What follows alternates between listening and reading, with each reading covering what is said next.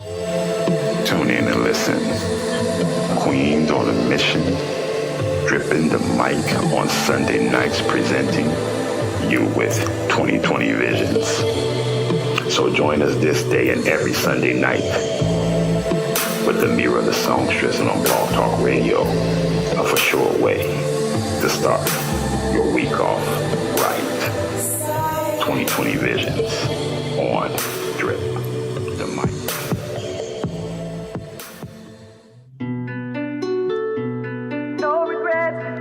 Hey, it's Ameerah the Songstress. You're tapped into 2020 Vision on Drip the Mic Network. All is well. Stay focused. Hey. Yes. It's Sunday. Y'all know what time it is. It's 6 o'clock. And that means it is time for 2020 Vision. We back up in here. It's 2020 Vision, baby. Yes. Hallelujah and amen. Yes.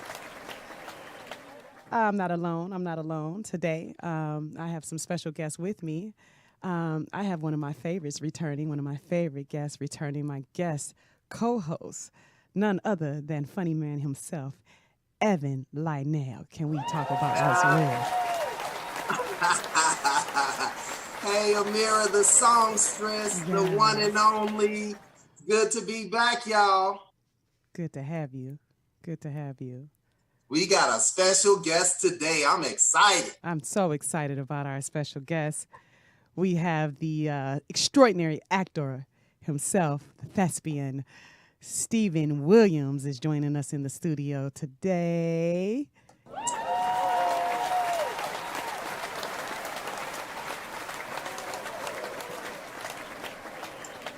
There he is. Yes. How you feeling, Stephen? I'm sorry, I'm putting on lip chat.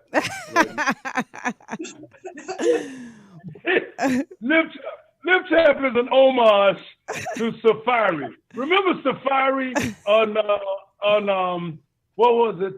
Flavor Flav's Love of Something? Oh yeah. Flavor Flav thing. And that girl Safari, She she made a small fortune out of renaming chapstick Lip Chap. She made a small fortune off this shit. That's what motherfuckers will buy. I'm doing great. Thank you guys for having me on. Yes. And we're not coming in. You said something. You said we were coming from the studios.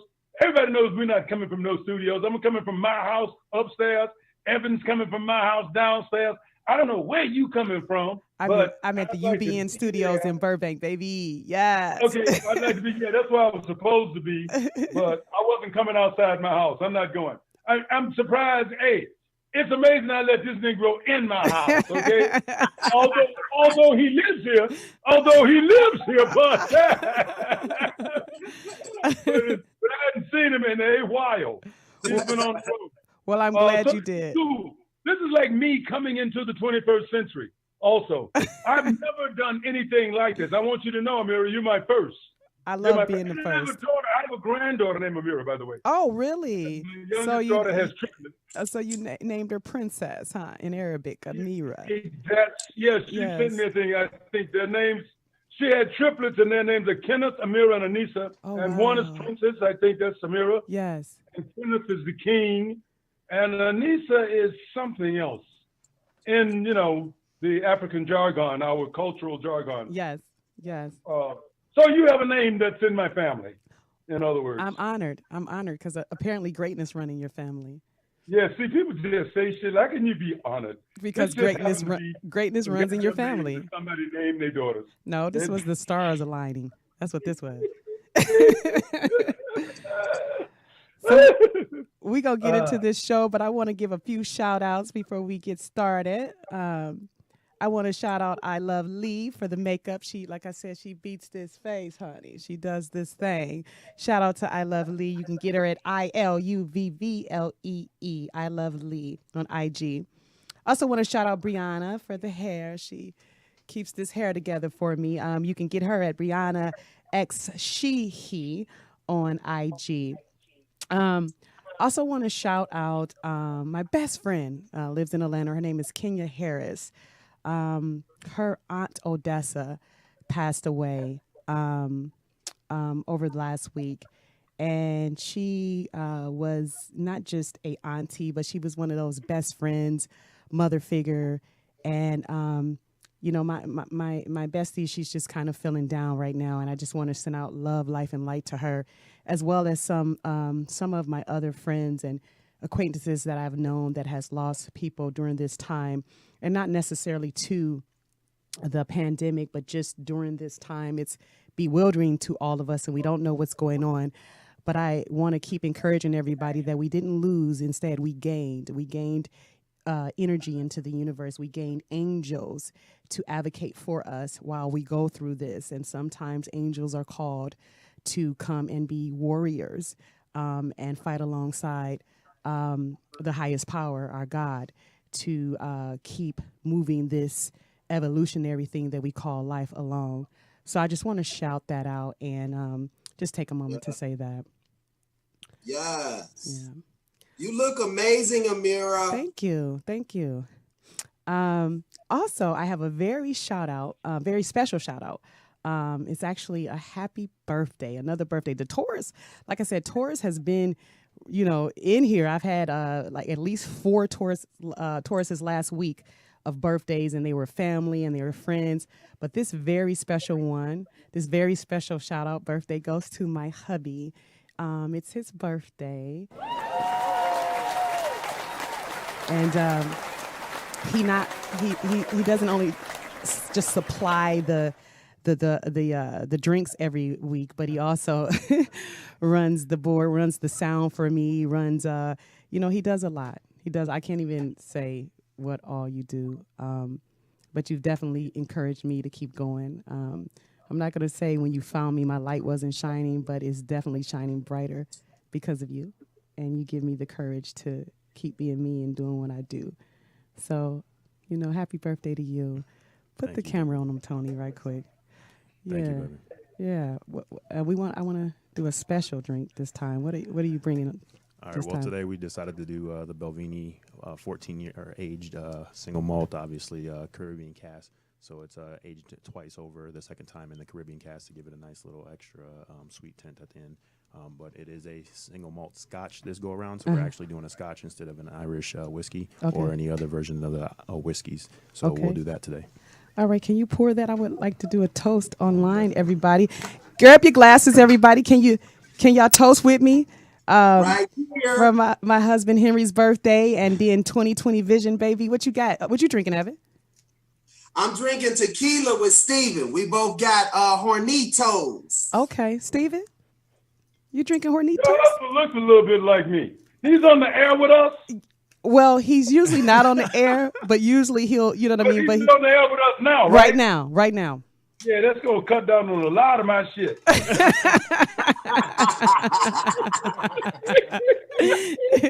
We are already going to cut down on a lot of my shit between me and you. There's a lot of power between me and you that just went out the window. Come on. He already got the warning. I'm here for it. I'm here for it. Hello, you guys on IG. Oh, God. I'm here for it. So if everybody... I got a toast for him. Okay. I got a toast for him. Okay. Let me see, how does toast go?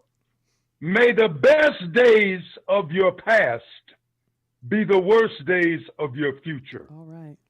Did you get that? I did. That's May beautiful. the best days of your past be the worst days of your future. I hope everybody got that. In other words, the best day he ever had in his life, it can't ever get no worse than that. It's going to always be better than the best day he ever had. Hey, man, I like that. Salud. Salud. And thank you. Kampai, salud, all of that. All that. Ooh, ooh. Oh, no, that's good. You picked that. That's good. It didn't do me too harm. So before we get off of that, happy birthday to you. Happy birthday to you. Happy birthday, dear hubby. Happy birthday to you.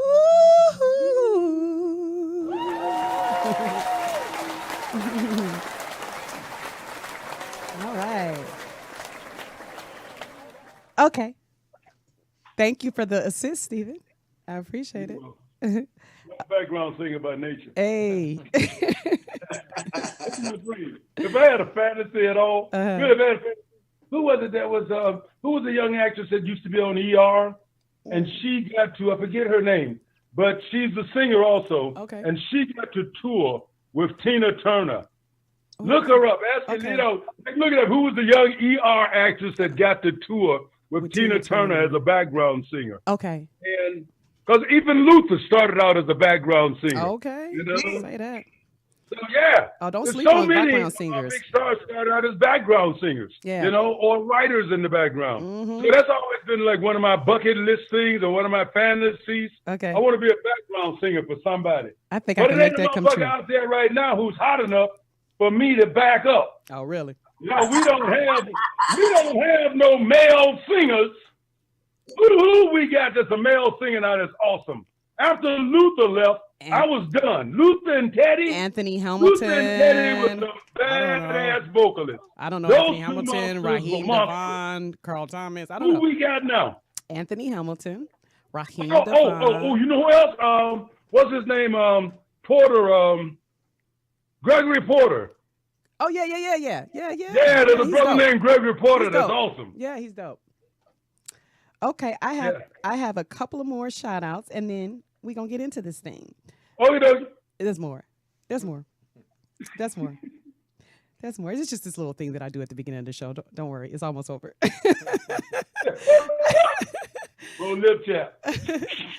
I want to shout out Meg Thee Stallion and Beyonce for remixing the song Savage that we all love so much during this pandemic. We've all been dancing to it on TikTok and making up TikTok video challenges to the dance challenges to Meg Thee Stallion Savage. So now Beyonce has joined her. So there's a little TikTok video of these girls that did this challenge to this song, and I love it. Show that for me really quick, Tony. Hips tick tock when I dance. On that demon time, she might start her OnlyFans. Big B and that B stand for bands. If you wanna see some real ass, baby, here's your chance. I say left cheek, right cheek, drop it low and swing.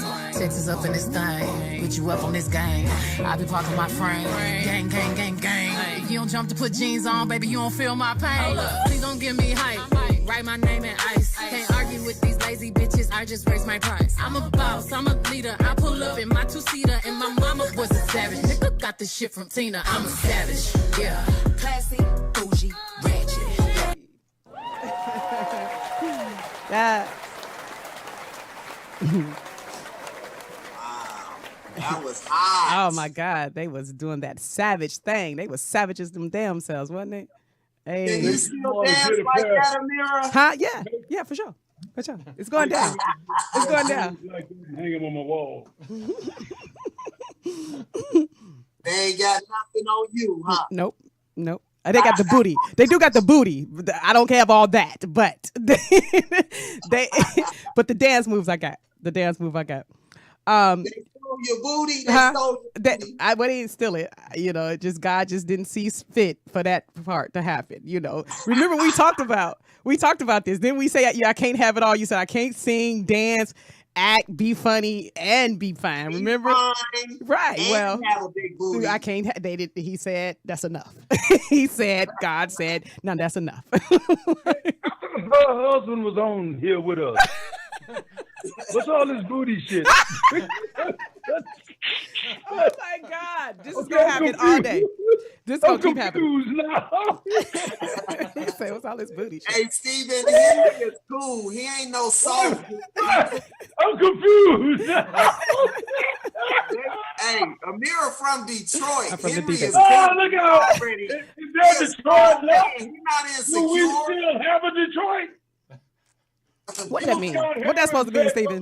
Now, Stephen. Do we still have a Detroit? I was warned over and over again, don't get none of your shit wrong. Now, you ain't going to come in here talking about Detroit now. No, I'm just wondering if we still have a Detroit. We definitely have a Detroit. I've been having this problem. We definitely have a Detroit. So it's okay, Dynamite. Now, we should have all bought. We should have all bought in Detroit. You know what? Time ago. A long time ago. Bought some of that devastated ass property. You right. Because Detroit is gonna come back. You right. In the next 10 years, Detroit is gonna be another metropolis. It's gonna be awesome. We should have bought. I agree with that. I concur. Definitely. Okay. We got a couple of more shout outs. We almost done. I promise you we are. We've been watching TikTok and all those things to keep ourselves amused and entertained while we're going through this thing we're going through. I call it a healing. Everybody else calls it a pandemic. But this lady I ran across, she is hilarious. And they do this thing on TikTok where they do voiceovers. So it's kind of a little bit slightly like acting where you act out to someone else's voice. So check this out. This her name is Angie Battle, and she did this little video. So I thought it was cute. Show that. Once upon a time, not long ago, I was a hoe. And I'm admitting it, I won't take it back. Cause I did this shit, I was a hoe. And I'm admitting it, I won't take it back. Cause I did this shit, I was a hoe.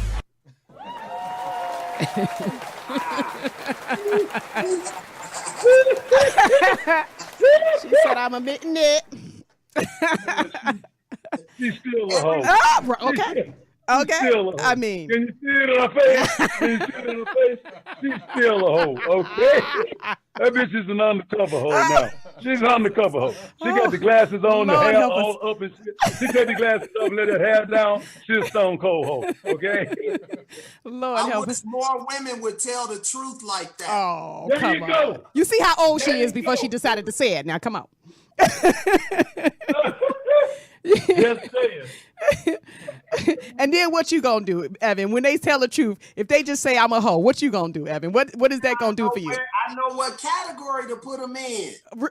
You can't tell that by the way they walk. You can't tell that from a mile away.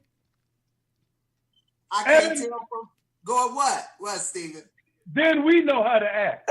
Once they tell us they're a hoe, now I know how to act. Okay. Exactly. Y'all still don't know how to act. Y'all still don't. You're right. You're right. We ain't gonna never know how to act. They don't know how to act. That's She what's can have wrong whole with stepped us. across her forehead. That's exactly what's wrong with us. We don't know how to fucking act. Exactly what's Talking wrong. about y'all. Oh We yeah. ain't got a clue. Y'all see whole stepped across her forehead. Y'all gonna run towards her. That's y'all. That's what y'all do. I told you he crazy. Anybody? I got a smidgen of testosterone left.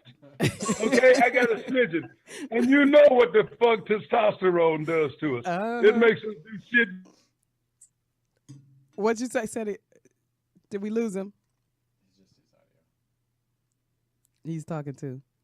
Said it. Steven, can you hear me? He should still. Sound should still be on. Okay, I can hear you now. What you say now? That was good. What you were saying, but it cut off. And then we just lost it. I have so many gems that have been lost. So many gems I could have given to the world that have been lost. Either because the sound guy cut off or some motherfucker just stopped listening. Well, we got every once in a while, motherfuckers just stop listening to me. And they miss a lot of shit when they do that.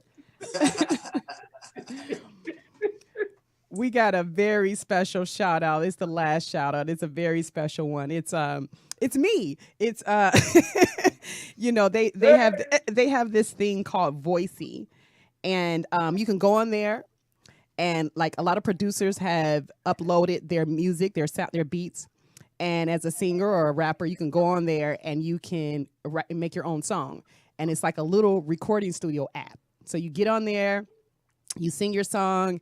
You can edit it, you can mix, you can, put the sound, the different effects on your voice. It's really cute. And so it's only like a few seconds, but everybody had been doing one, and I decided, let me do one. Let me have fun. So anyway, here it is.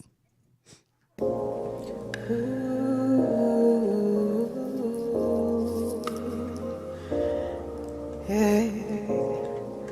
Ooh. Why not take all of me? You don't want to miss out. Why not take all of me? You got a need, I got a Jones. Why not take all of me? 'Cause you don't want to leave your unhappy home. Why not take all of me? You know I got the keys to the throne.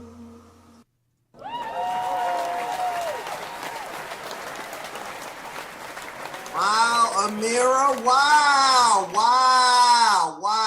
Just a little freestyle. That's what's up. All the men across the nation are now hot. It was just a little freestyle. Oh, we lost Steve again. Oh God, that was good. I know it was good what he said. Do we got him? You missed the gym. Again. You missed the We gym. gonna have to stop this. It has to not happen again. Where's Tony at? He right here. He right here. It ain't you. It ain't you this time. The name of this show, episode 14, I might add. Y'all give it up for episode 14 of 2020 Vision. Yes. We're calling this the Hollywood Alumni, starring Stephen Williams. It's when preparation meets opportunity. We all have been waiting on that moment all our lives. That one moment of magic when everything happens. That one moment that defines your whole life. But are we prepared when that moment comes? Truth be told, success is a collection of many moments. There's no defining moment, but there is a such thing called preparation. Preparing for success, being well studied on your craft. In other words, stay ready so you don't have to get ready. My guest today, Stephen Williams, is the epitome for that belief system. Again, I'm honored to have such a brilliant talent on our show, 2020 Vision. A man that has been prepared for success all his life. It's evident in the way he navigates through his career. A man that has trailblazed and lit up the pathway for us as aspiring entertainers. He's literally a part of our Black history. The real way, not the cheapened way, not the mockery type of way, but the way that makes us proud, showing what you're made of type of way. Please stand up for love and righteousness and help me welcome the extraordinary, uncompromising, the teacher and leader, and very handsome Stephen Williams. Hey. Who wrote this shit? I wrote it.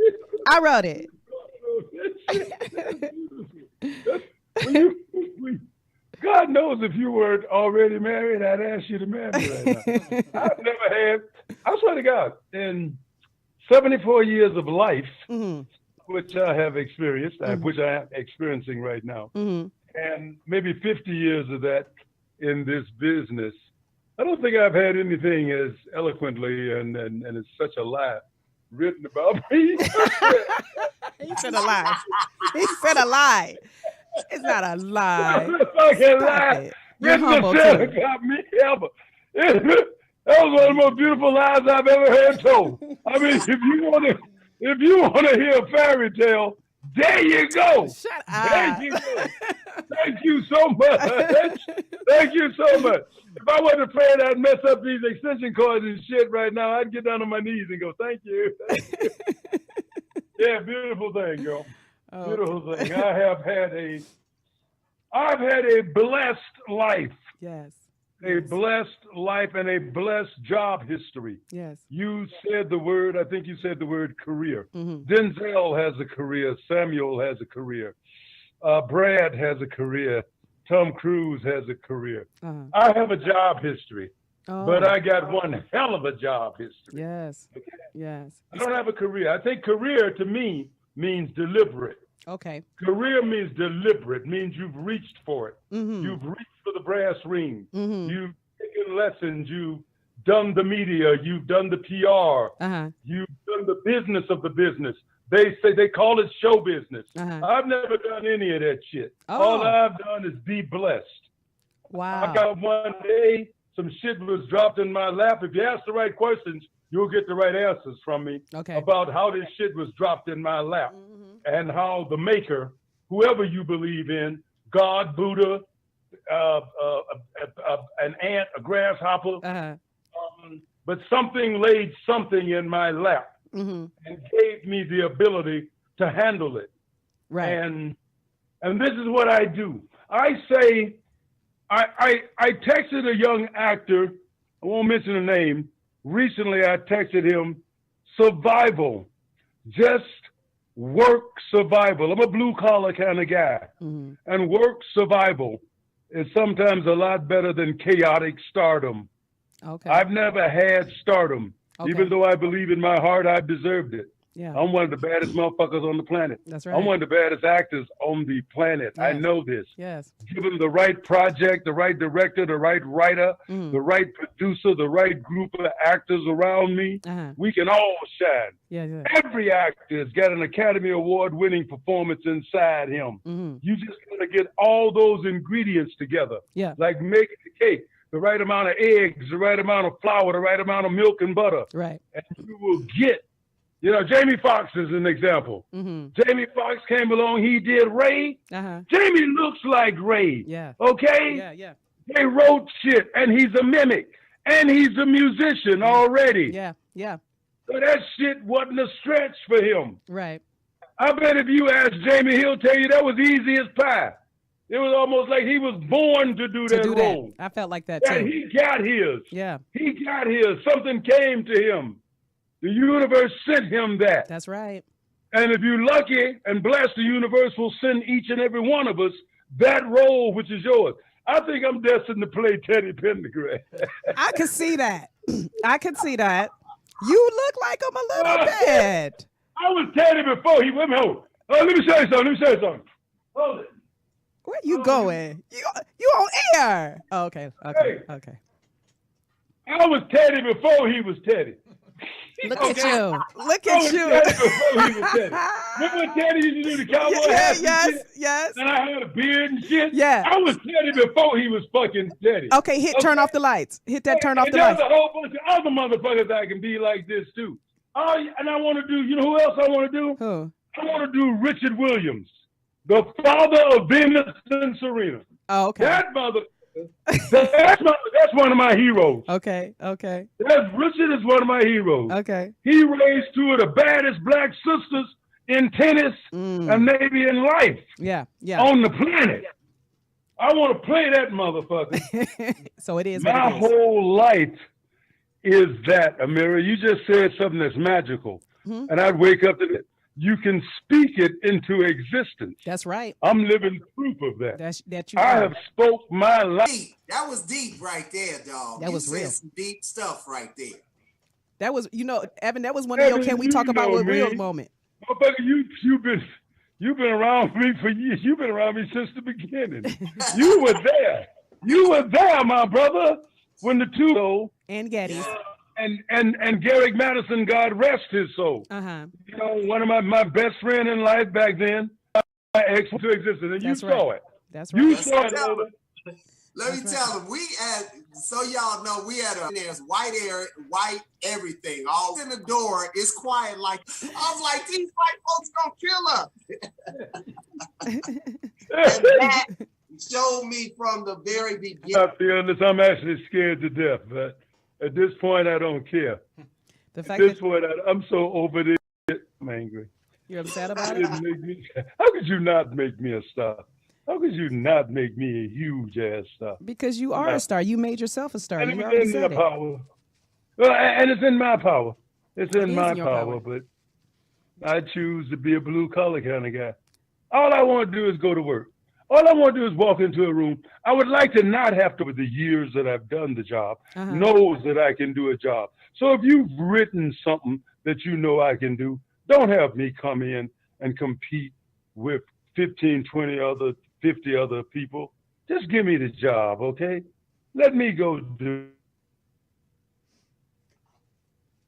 That's the 5G towers going up. Yeah.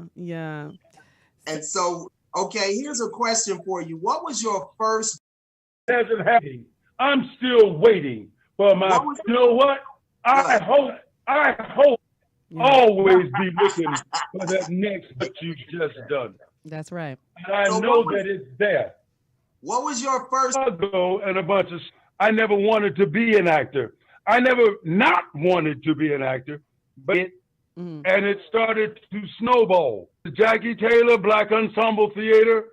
Who are the other people that have?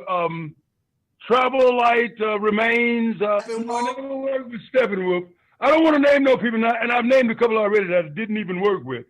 but also Chicago is a badass theater town, and on the job training. The first time I was ever on stage, I think, if I remember correctly, the first biggie I remember is on the Goodman stage as kind of an extra with Robert Guillaume. I'm in a play with Robert Guillaume on the stage.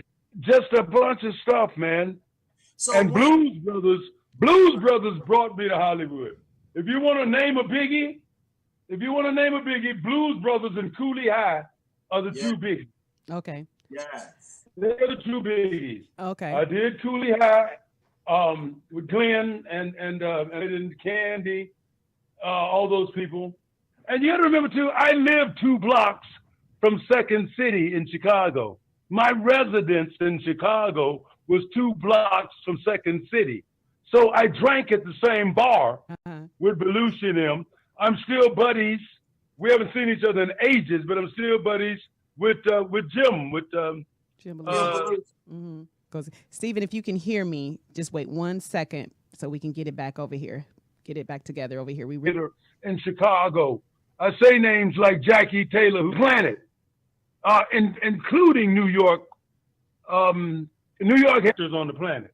And that's where all of my on-the-job training came from. Okay. Living in that city and working on those stages, both the modeling ramps, the catalog modeling stuff, and the stage stuff, and then finally into film, which was, Blues Brothers and Cooley High, which brought me to Hollywood. And then Stephen J. Cano, God rest his soul, who's gone on, put me to work once I got here.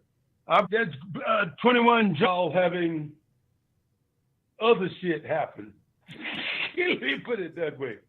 I've had a lot of luck and blessedness while having other shit go on in my life. So when did you make your way from Chicago to Los Angeles? In the 80s. I moved here in 1980. Let me tell you this quick story. Okay. I was hired for Blues Brothers. Okay. Oh, wow. For a 2-week booking. Okay. It took another damn near 3 months for 6 months or something.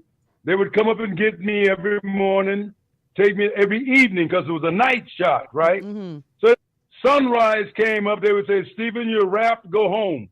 Wow. I worked like that for 3 months. I got introduced to Hollywood. Mm-hmm. During those 4 months,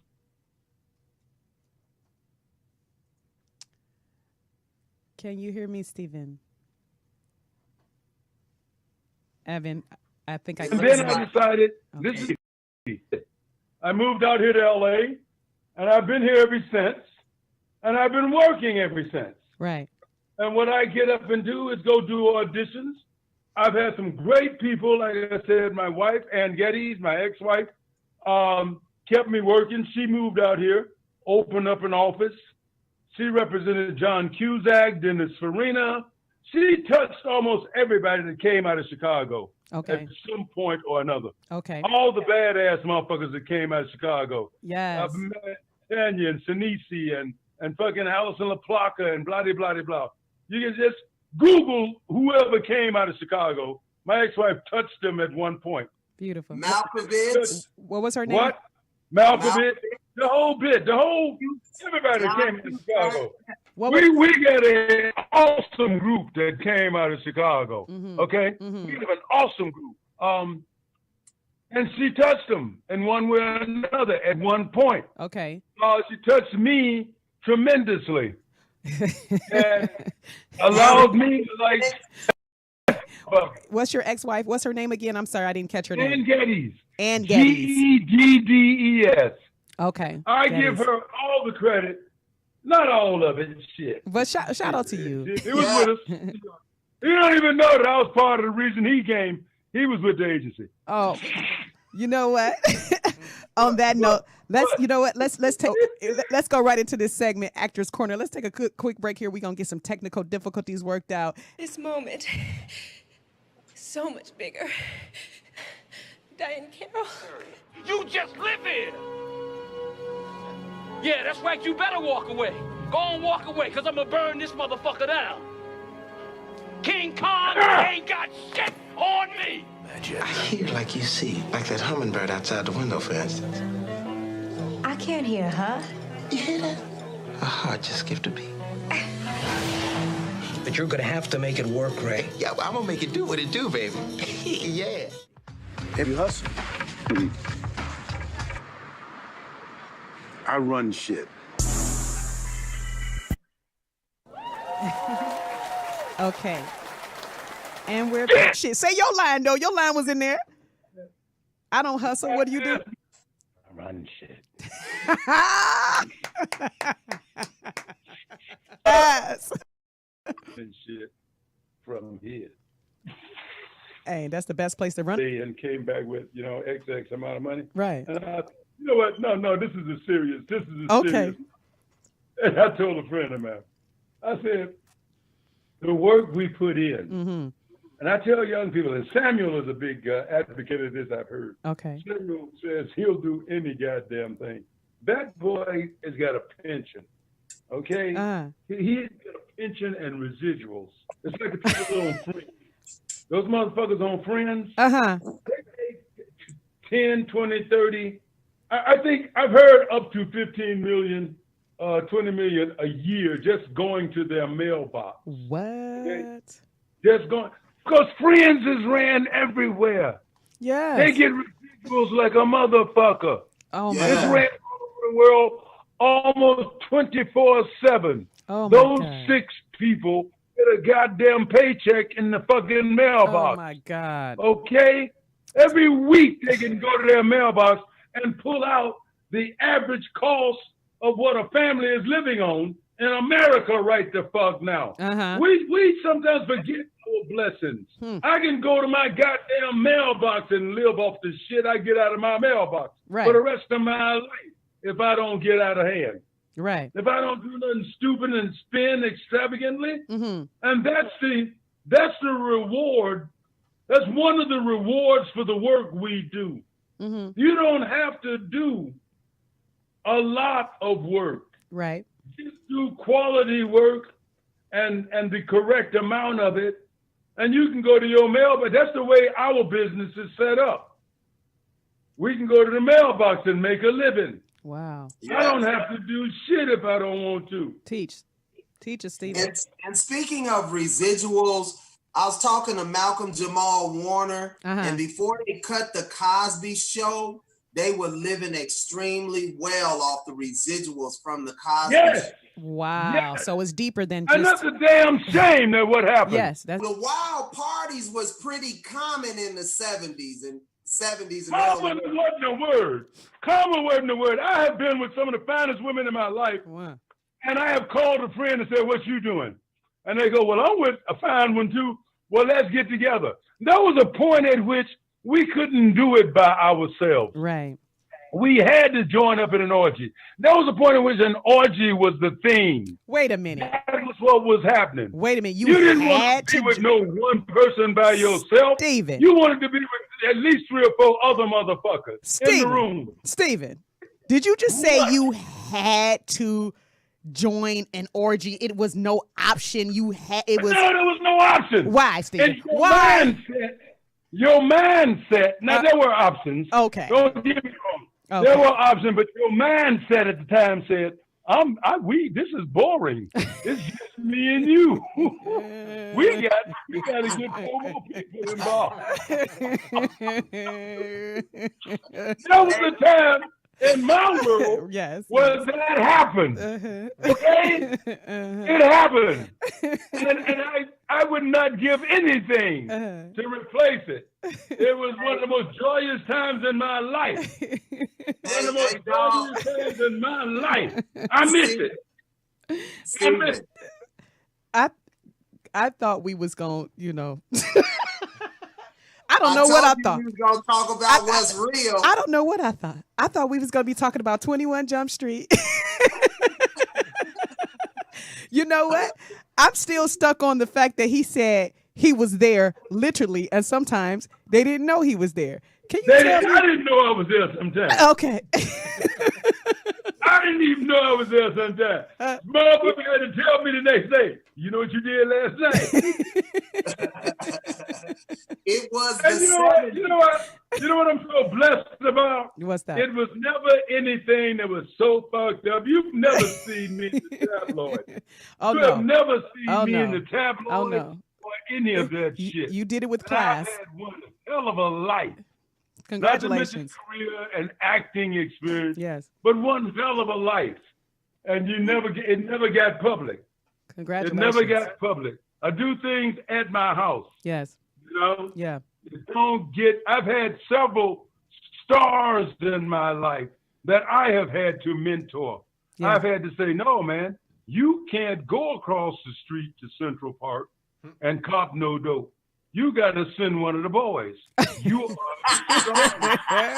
Shit. I've had people in my life. I won't tell you who they are, but I've had people in my life. I've had to tell that.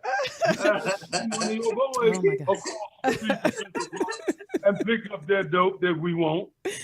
Don't you take your motherfucking ass across there, because nigga, you got a movie you got a TV series that just hit the air. Don't take your ass out there and get exposed, okay? So I've had to do that, okay? Nobody ever did that for me, and I don't care. You're wrong. I do that for you all the time. Now you want to give yourself some accolades. Okay. There you go. Here's a question. He got my back. Evan has had my back for a long time. Right. And okay. if you ever want anybody at your back, Evan is one of the people you want at your back. All right. I believe it. Don't you call him up? Well, you should know that, Ameerah. You should know that. I believe it. I believe it. Yeah. If y'all got a relationship at all, yeah, you know that brother got your back. He got my back. He's been beautiful. He is scary. He's actually scary. I mean, he came in the house today and I was looking at him. Look at his arms. Look at the guns. Look at the guns on him. Look. You gonna flex for us, Evan? Come on now. You know we got some. That's a big ass motherfucker. Yes. That's a big ass motherfucker. Do that. And he practiced that shit. He used to fight. He used to fight the MMA. That motherfucker used to fight the MMA. In the early years of it, he was there. He was there. He was just wise enough to get the fuck up out of there before it got too serious for him. He decided he'd rather be funny than to get his ass kicked or have to be kicking somebody else's ass. Because when you're kicking somebody else's ass, you're going to get your ass kicked sooner or later. Sometimes, so at some point. It's hard to get your ass kicked as a comedian if you buffed up. Right. Okay? Right. Because motherfuckers will rush the stage every once in a while because they don't like your humor. Right. And this nigga can handle it. Right. Rush the stage on this nigga and you got a problem. And see what happens. That's right. I may have just created a problem for you, Evan. Right. Because now somebody going to be trying to test you. Here's a question for you, because your daughters just chimed in. Okay. Your daughters just hit me. And tell us about what it's like to have daughters and be a father. Stephen Williams as dad.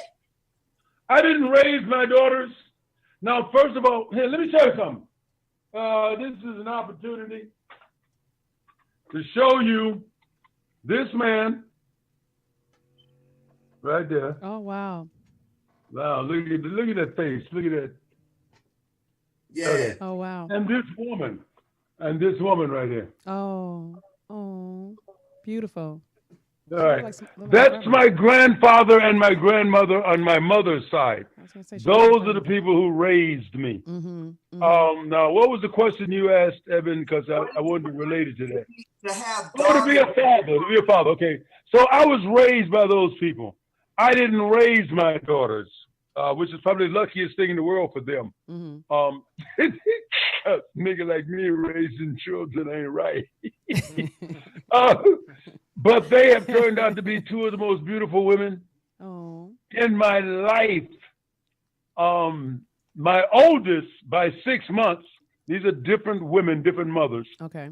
My oldest by 6 months is my bestie, simply because Wow. we communicate all the time.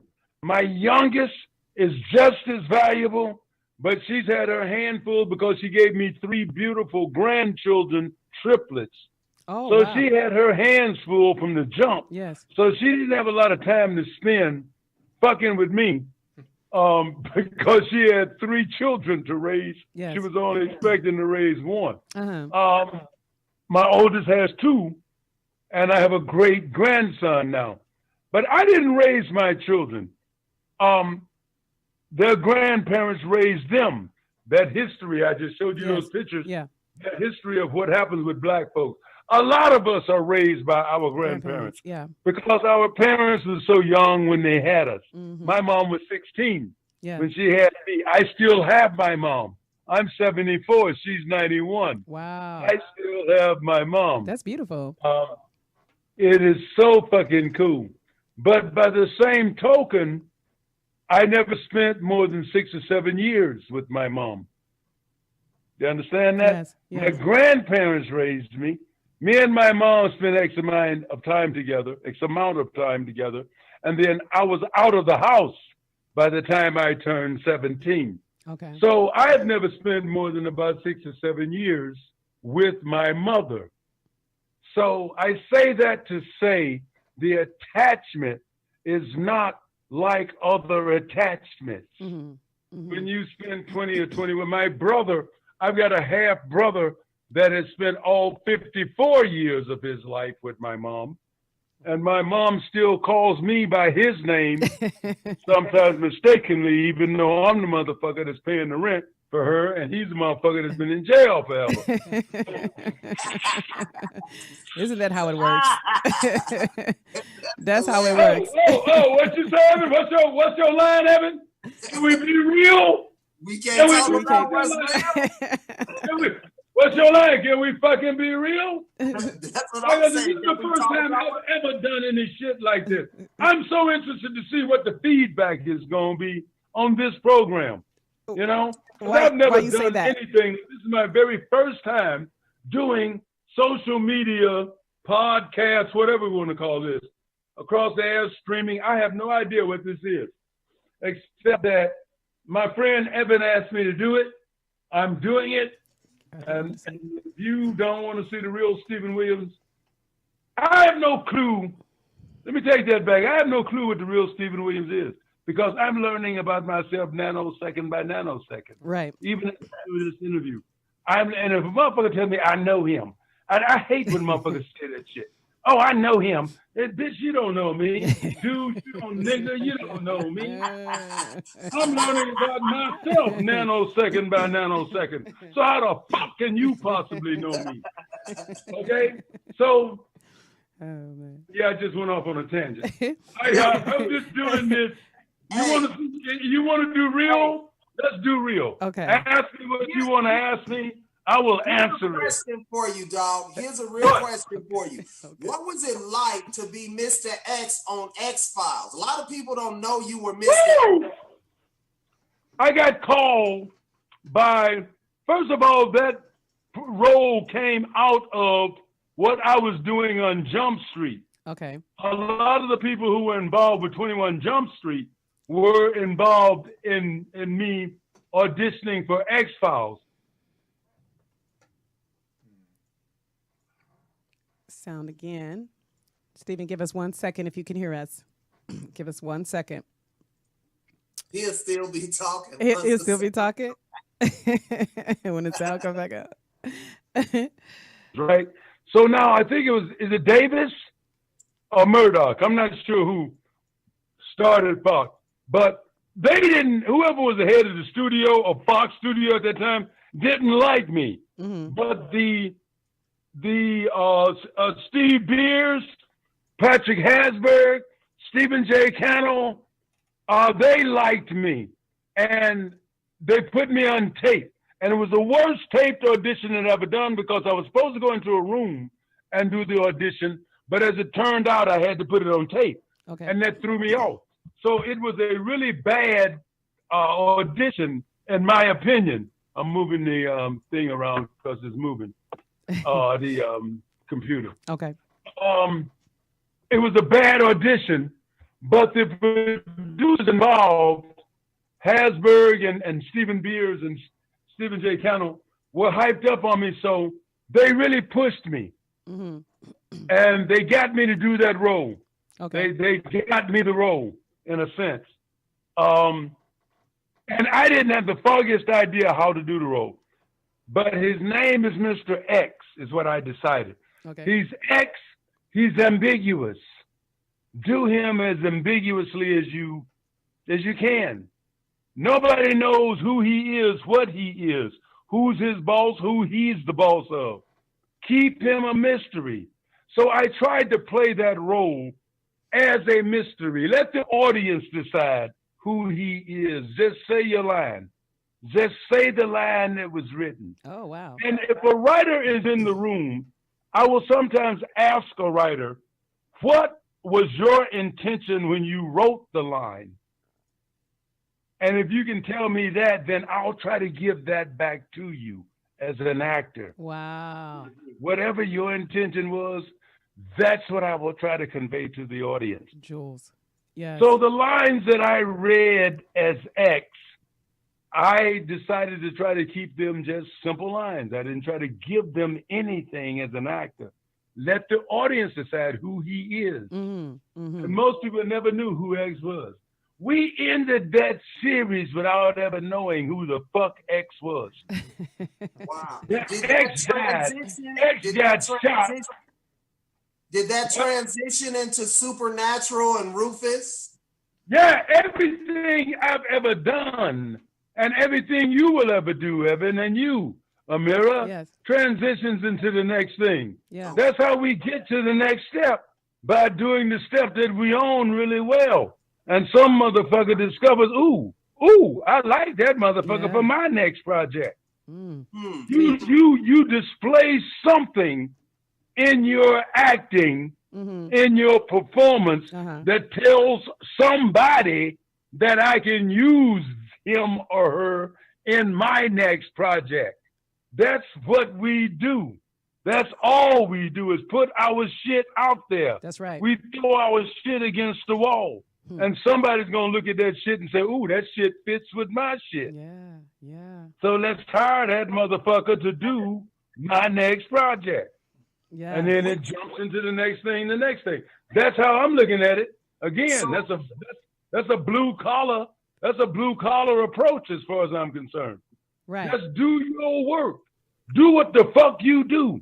Find a lane and stay in the fuck in it. Do your lane. Somebody else is in your lane who got some money to pay you. You just want to run into that motherfucker. You've been on show, Stephen, you've been on show after show after show. You went from X-Files to Supernatural. You had your own series, Links, on the air. What was it like to work with Pam Grier? What was she like? I'm in love. To this day, I'm in love. To this day, I'm in love. That was one of the most incredible women I've ever met in my life. She's a cancer survivor. Oh, wow. And I hope I'm not divulging any secrets, Pam. If you or your family or your people watch this podcast or whatever this is, she is a survivor. Blog Talk podcast, live stream. I mean, she has a zest for life. All right.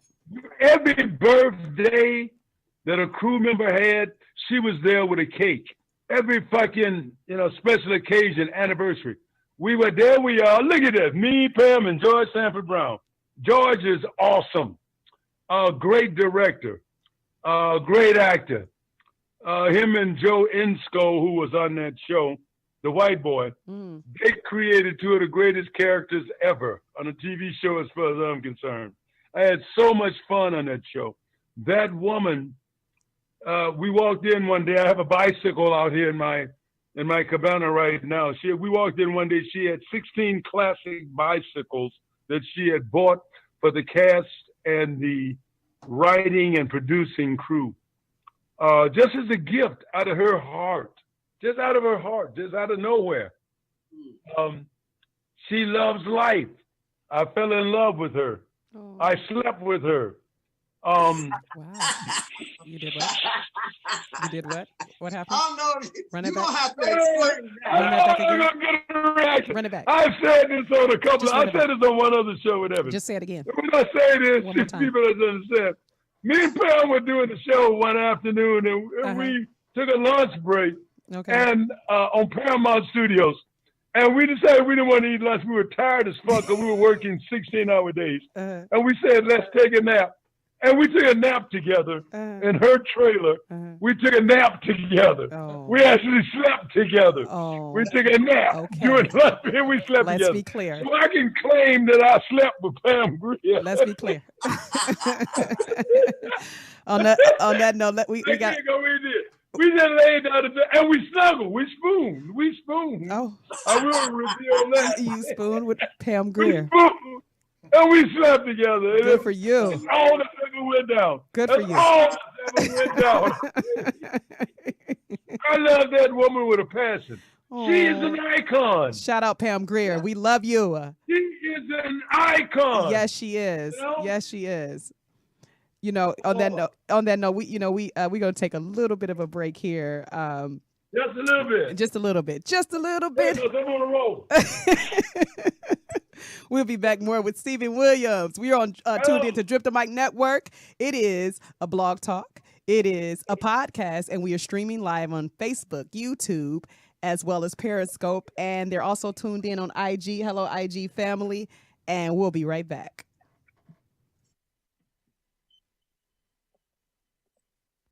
Hi, I'm just calling to say that I love you and I care about you and I can't wait to see you soon.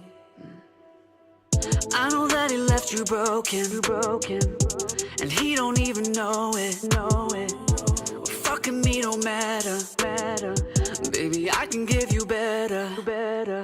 We can chill and we can smoke, and we can get more.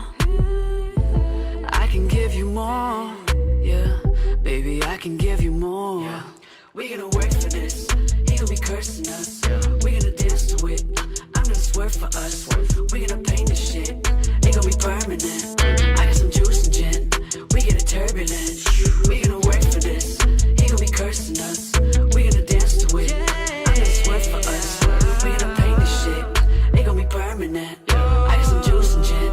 We get it turbulent. I see you going through a lot. Let me take it all away. Yeah, you're going through a lot. Let me take the pain away.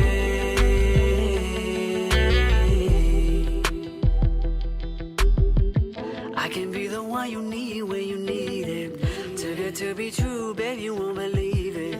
My love will take you deeper. All that noise won't be beneath us. We gon' get right into it. Netflix trying to screw it. Came back for the queen. Baby, I maneuver it. I'm gon' get some green. Struggles, we go through it. Here for you no matter what. Up or down, don't give a fuck. Pin down on some silk sheets. Hotel room, just you and me. Glass of wine in a suite. We gon' do it to the beat. Rooftop sunset in a scene. On my shoulder, you can lean. I just want you to be free. I see you going through a lot. Let me take it all away. Yeah, you're going through a lot. Let me take the pain away.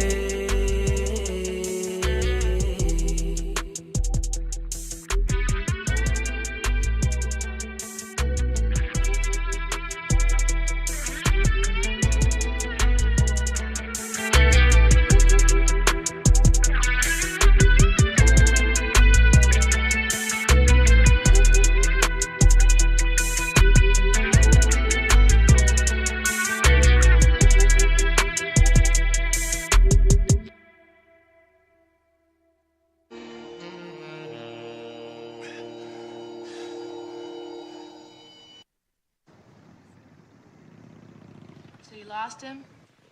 Yeah, well, he lost me is more like it. And don't start in on me about how I was working with no backup, okay? I'm not saying a word, Captain. So what's our next move?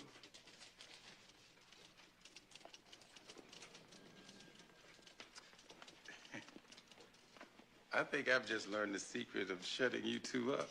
Captain, it's just... What? We don't know what we're doing on this case. Trying to find a murderer. But how? Not by the book you taught us. Because it looks like you threw that book out. But those three are our best lead. There could be other ones, Captain. Then why don't you try following up that way instead of behaving like my babysitters? Yes, sir. Are you going to follow up on these three, Captain? That's my plan. Captain, if it is these three, then they've already committed a murder.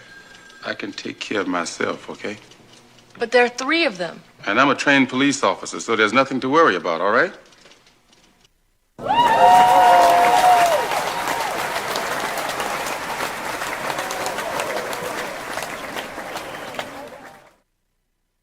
Hey, Captain Adam Fuller.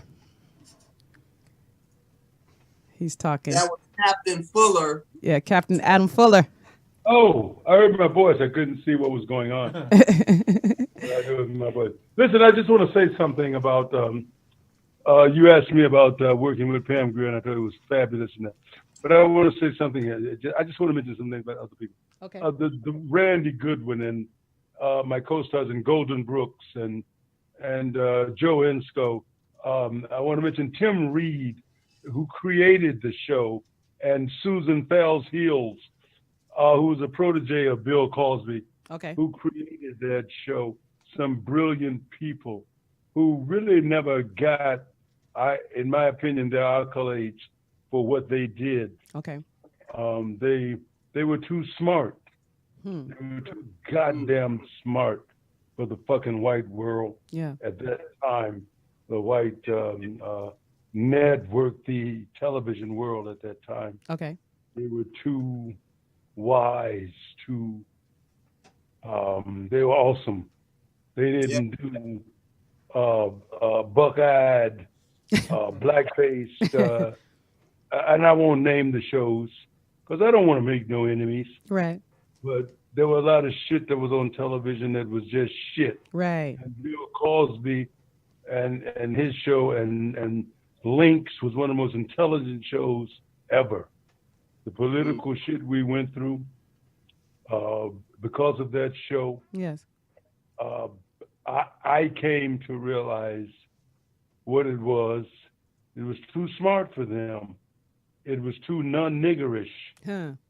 It was too non-niggerish. I get it. Non-niggerish for them. Yes. Judging by his career, Stephen, judging by your career, most of your characters have been highly intelligent, highly credible, and characters to look up to. Did you turn down any roles that you might have thought was too big? I turned down one role that I can think of, just to mention that. I'm jumping on this real quick. Okay. And it was a show way back in the 70s. Where they wanted me, a great friend of mine, back in the day, Jimmy Spinks was his name. Okay. Big car wash, the big fat guy in car wash. I know Jimmy. Almost a family member. He did a thing in a show, I think where he played a rapist. I'm a little bit all over the place right now. But I would not play a rapist at that time. That's one thing I remember turning down, is not wanting to play a rapist. That's very important. There was a rapist in a prison situation, men on men. I just wasn't me. No, was not you. And like I said, I never wanted to be an actor, tried to be an actor, going back to that. So I didn't really have any political shit. I didn't have nothing going on inside me except I don't want to do this. It felt wrong for me. All the roles that I have done after I played a bunch of pimps and bad guys, which is only roles we could get. Remember, I'm a baby boomer. Yeah. I started way back when. Yeah. It was the only roles we could get back then was pimps and drug dealers and criminals and shit. And at one point I went, fuck this. I don't want to do this no more. And my ex-wife, Ann Getty, said, okay. And so we started submitting me for lawyers and doctors and cops. Yeah, and I started doing lawyers and doctors and cops, as opposed to that negative shit, that stereotypical black guy stuff that we did. And now I'm evolving into doing what I do and what I have done in terms of the good guys. Mm-hmm. I want to play the good guys for our image. Right. I will play a bad guy because that exists. Mm-hmm. And what television is a reflection of society. Yes. But you have to choose who you want to be. If you choose yourself as some sort of role model, I've had so many young actors come up. I had one young brother come up to me that I met outside of my home in West Hollywood, who told me he came to Hollywood because of me. Okay. You know what kind of weight that is? I can On imagine. a person? He said, I came to Hollywood because of you.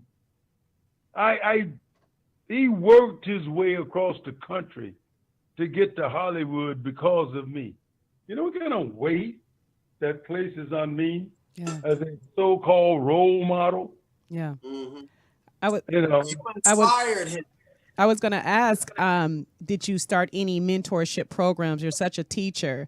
The way you've navigated your way through this industry is amazing. Not just as an actor and an entertainer, but just even as a black man.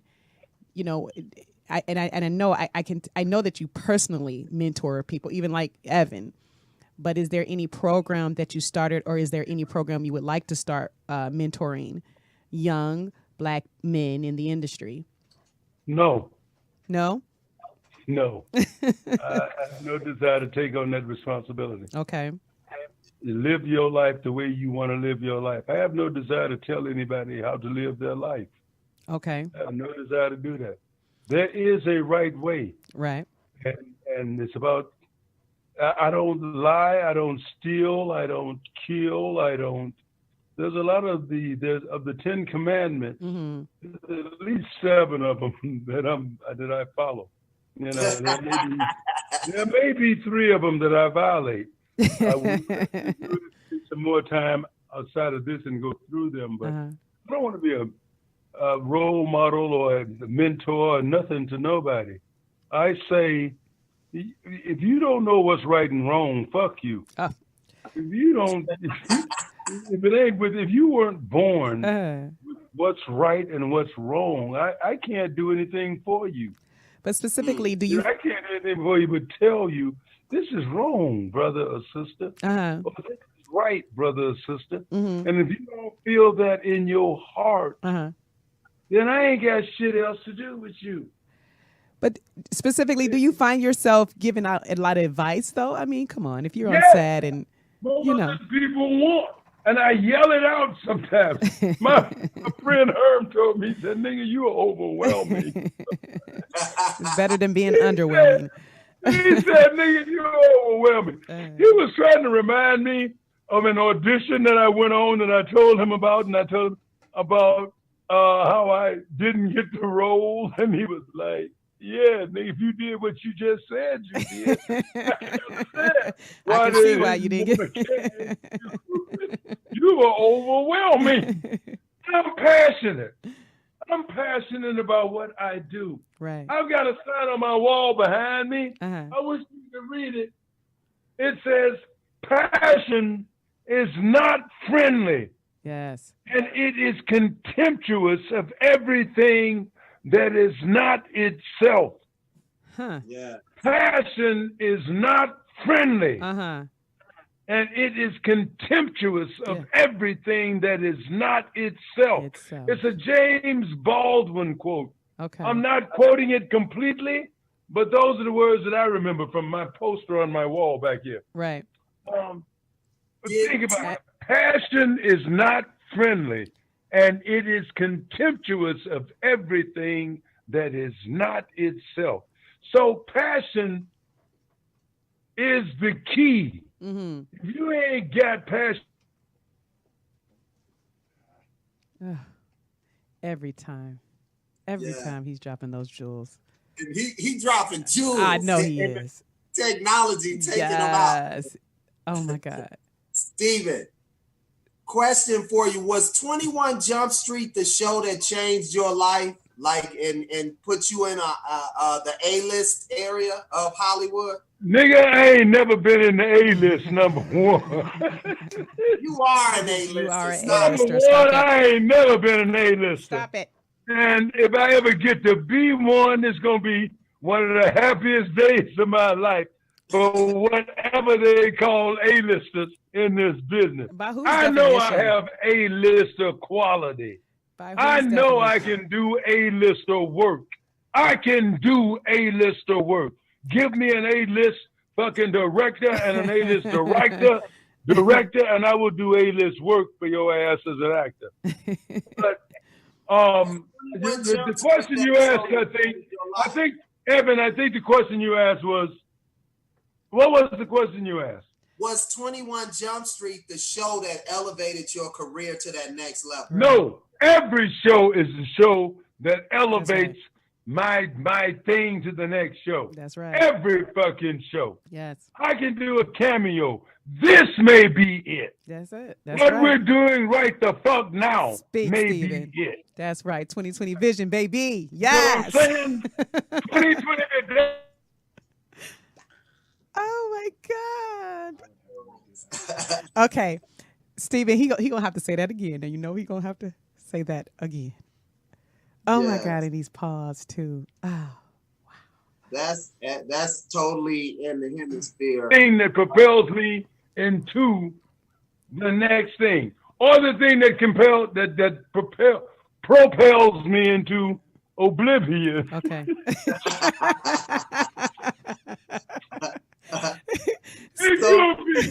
We don't fucking know. Do what the fuck you do. Okay. Do what you do.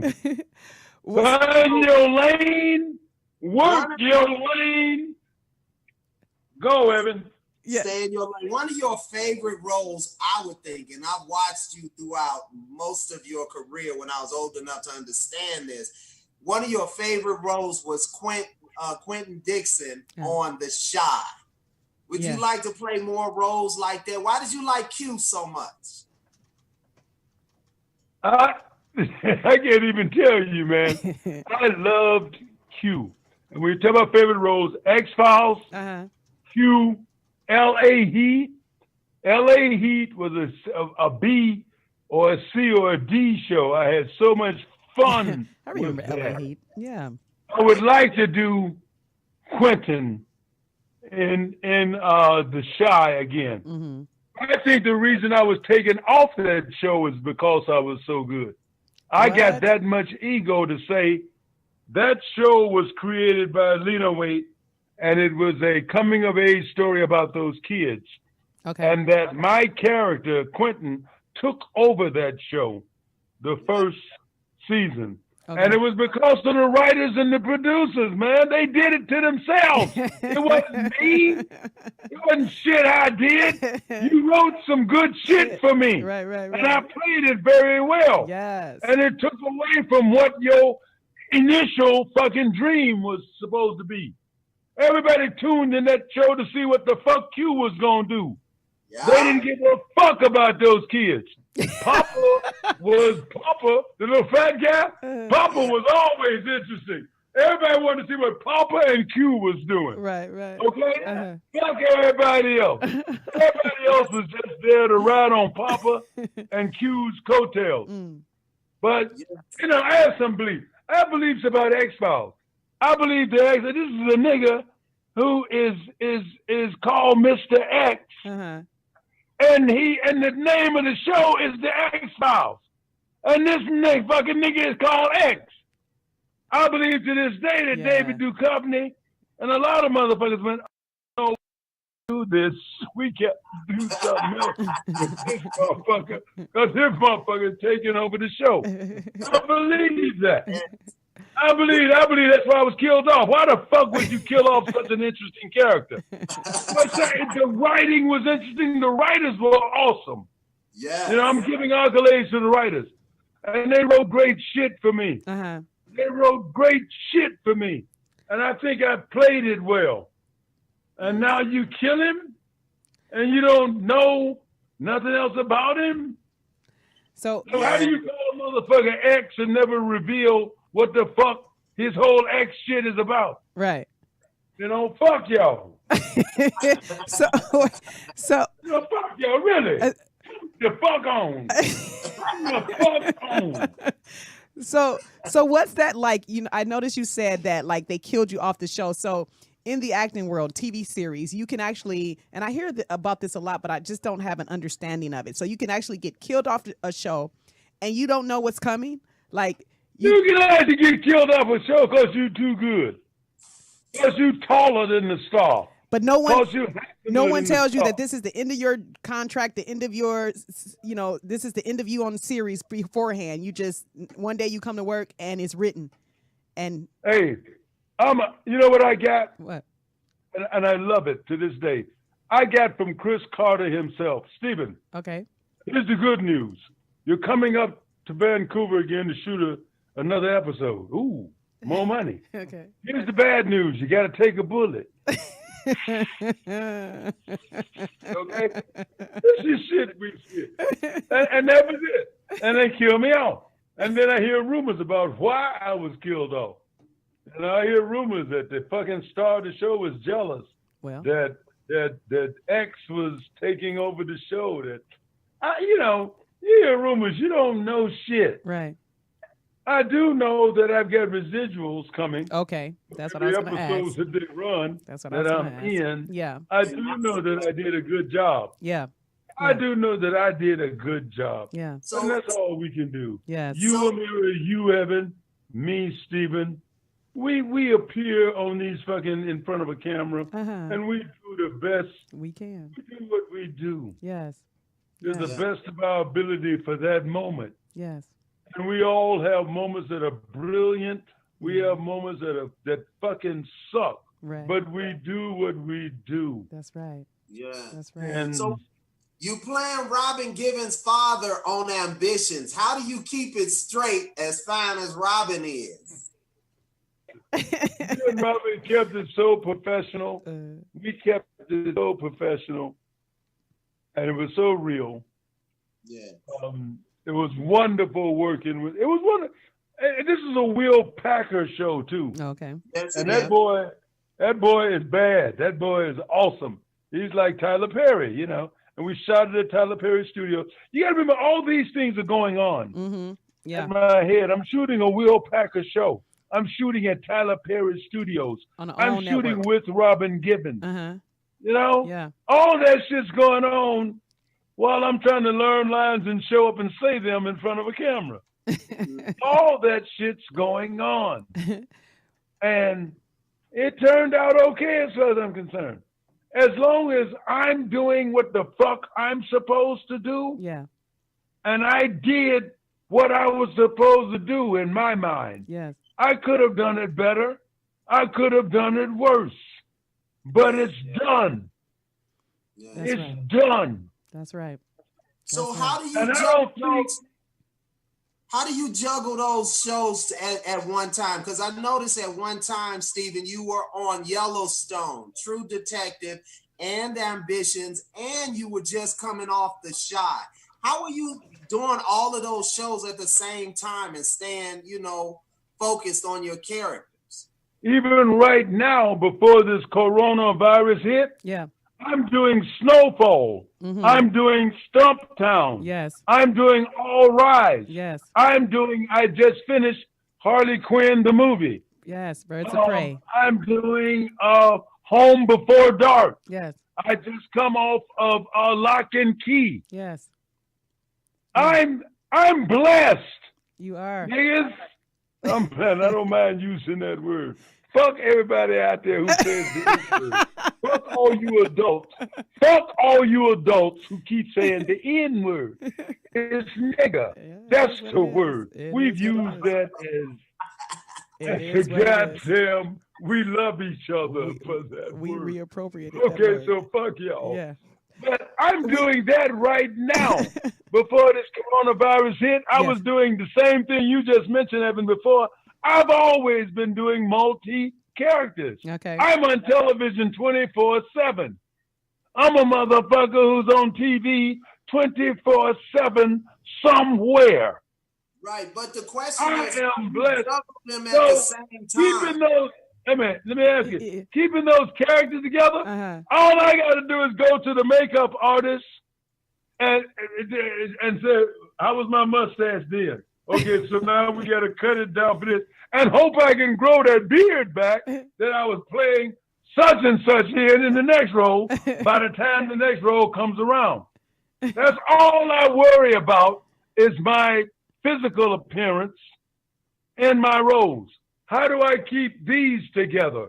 That's one of my biggest things. How do I keep what I looked like in this role as opposed to what I look like in that role? And how much, okay, stop that. How much time do we have in between to grow a mustache, grow a beard, get gray, dye it black? That's my biggest worry, is what I'm going to look like in each character. Right. Because the character themselves, I read the goddamn shit that's on the page. The script, the size they handle us. Yes. Send us. I read that shit and go say it. I'm that good. All I got to do is read it and say it, and I'm believable. But I need to look like it. I need to know that if I have one of these experiences where I got a job where I didn't have no mustache, and then the next day they asked Steve, can Steve come to work? And then I got to look like I looked in that role. That's the biggest thing I worry about.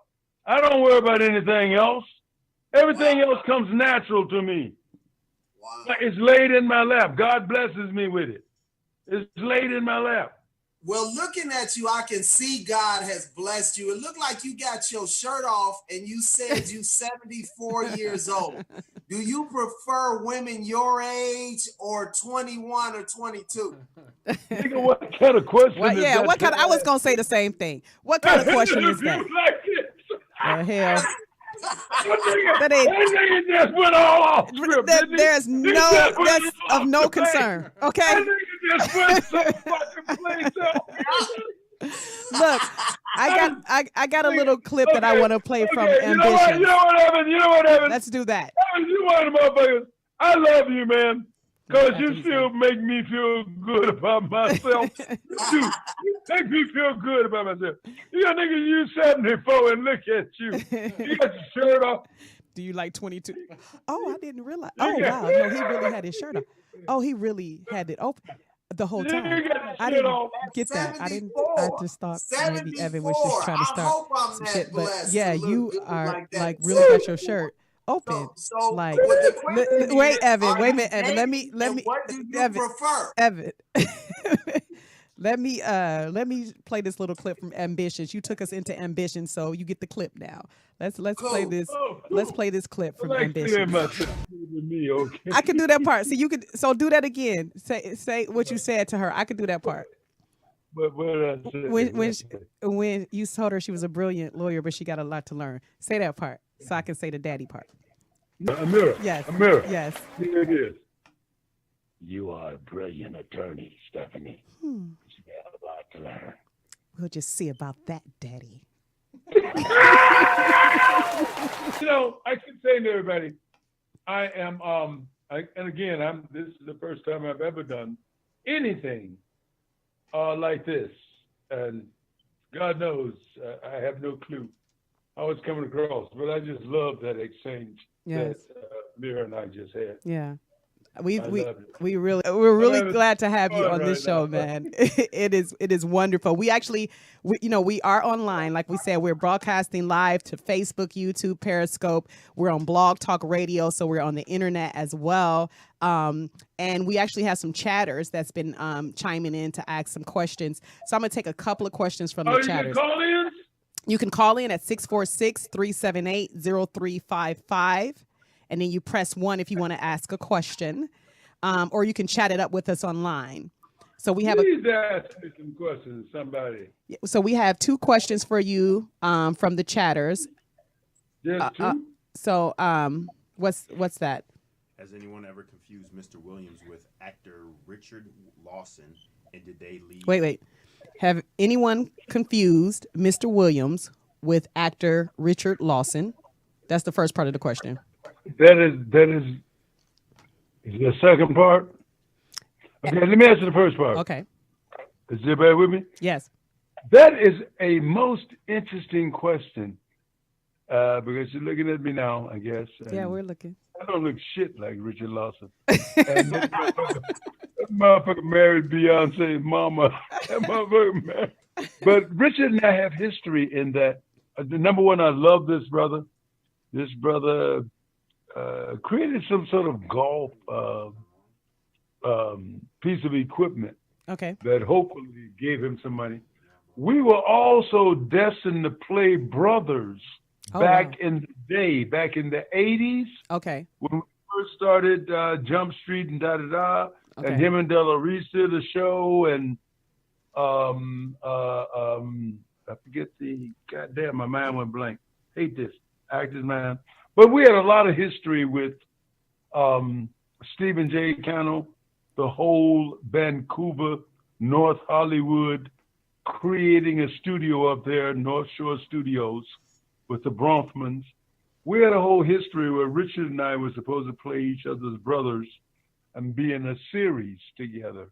Mm-hmm. So whoever this brother is that just asked that question, he must go way back to a time when things were happening and were supposed to happen between or with me and Richard Lawson. And that brother is part of a distant part at this time, but a part of my social family. Okay. With Lawrence Hilton Jacobs and Glenn Turman and Reggie Dorsey and Ty Ganderson and a whole bunch of motherfuckers. So he's a part of it. Okay. He's a part of it. Okay. We have history. We do have history. Okay. There is a second part of the question. Is that a Keith? What's that word? Read it. Did they have to compete for similar roles? Oh, did you guys ever have to compete for similar roles? No, I don't think so. But I'm sure we have. But not to your I wouldn't necessarily know that. I wouldn't necessarily know that I read for a part that Richard also read for. Okay. We wouldn't, actors in general wouldn't necessarily know that. Oh. You know what I'm saying? Yeah. So when we hear actors say that they were up for the same role, like, you know, at one time Denzel Washington and every other black male actor, you know, was up for the same role. How do they find that out? Yeah, they find that out because it's they. Only they know. Okay. Whoever the proverbial they are. Okay. But there have been some roles that have, for instance, there have been some roles that have already been cast. Okay. They know good and goddamn well they're going to use, say, Dave Chappelle in a role. Okay. They will audition 10 others of us. Okay. Just to see. And that's so frustrating when you know this role was cast already, motherfucker. Why'd you waste my time bringing me? Right. You know?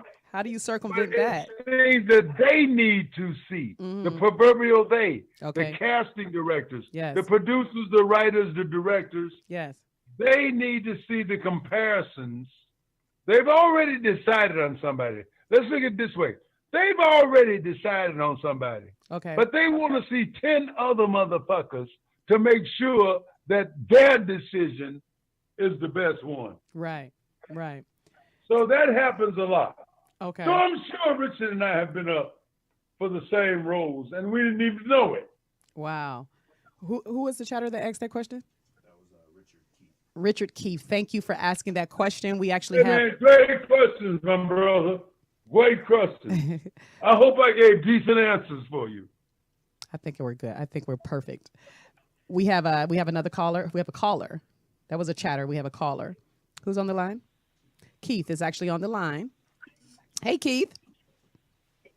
Yeah, hey, hi, Ameerah. Good evening to you. Good evening. And I'd like to say also a great evening to Mr. Williams and Mr. Evan. Mr. Williams, thank you. I was the one to ask that question, and I would like to say that you thoroughly answered that and gave some additional intriguing information about not even knowing who your competition might be or who you might have had to audition for a role up against. So thank you so much for that. The other question I would have for you is there any role in your career that you've yet to play that you have a desire to play, or a character, or even a genre of film, horror, sci-fi, or anything in the terms of a different genre? At this stage, are you with me? Hope he's with me. At this stage. Yes, sir. Okay, at 74, I don't do action shit anymore. I'm like arthritic ridden. A lot of us actors, we love hero, actor, badass motherfucker shit. Okay? We love that. At this stage, I can't play that because I can't run anymore. I can't fight anymore. I can't. There's a lot of shit that you would have to use a stunt man for. But if there were one, if I can give you an answer to your question, a cowboy. I want to do what Denzel did in Magnificent Seven, only better. Wow. The Magnificent Seven is one of my favorite movies. And we get Yul Brynner and Steve McQueen and fucking Our Man Flint. What was his name? Our Man Flint, God damn it. Who played Our Man Flint, the one with the knife? I know who you're talking about, though, yeah. Yeah, you know what I'm talking about. Those are some bad motherfuckers. The original Magnificent Seven was a monster. Denzel and his boys and Chris Pratt, they came along and did another one, which was a monster. I would like to do a Western. To answer your question, I want to do a Western where I'm the baddest motherfucker in the West. Where you cannot beat my draw, where I don't miss when I shoot, where I don't even shoot if I think I'm going to miss. I would like to do that motherfucker. I would also like to do what Liam Neeson is doing in Taken. They took this old man and turned him into a superhero. You know, Liam Neeson and all of the Taken franchises, Taken 1, Taken 2.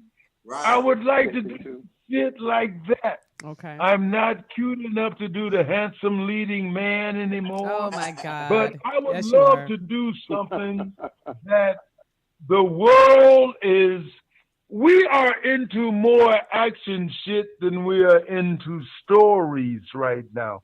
It used to be about stories.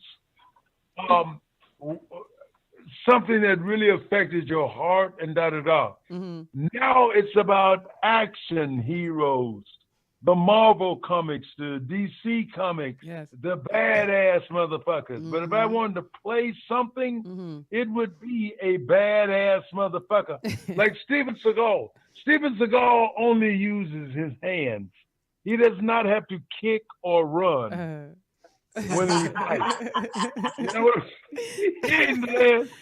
And if I had a role to play, it would be I'd have some romance in it. I'd need a bad bitch who loves me, you know, who likes the dick and all that shit.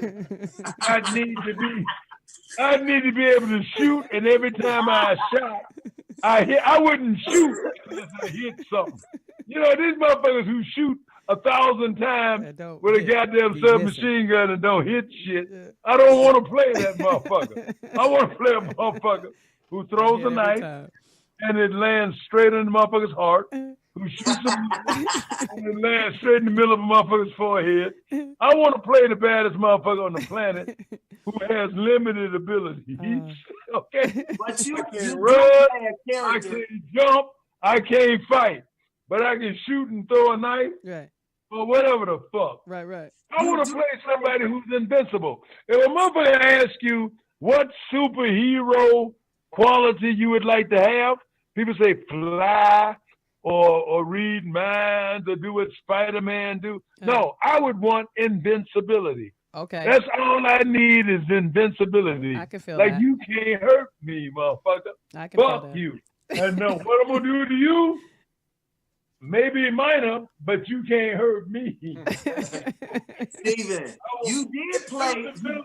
Invincibility would be my superpower. You cannot hurt me. That's the role I want to play. I want to play a role where you cannot hurt me, and then everything I do hurts you. Steven, you did play a cowboy. You're playing a cowboy on Yellowstone with Kevin Costner. And they never saw me ride. And they never shot a motherfucker. They never shot a goddamn frame of me riding. I can't ride. A cowboy without a horse, kind of shit. But everybody wants to know who the fuck is Cowboy and what the fuck is he gonna do? I create mysterious badass characters.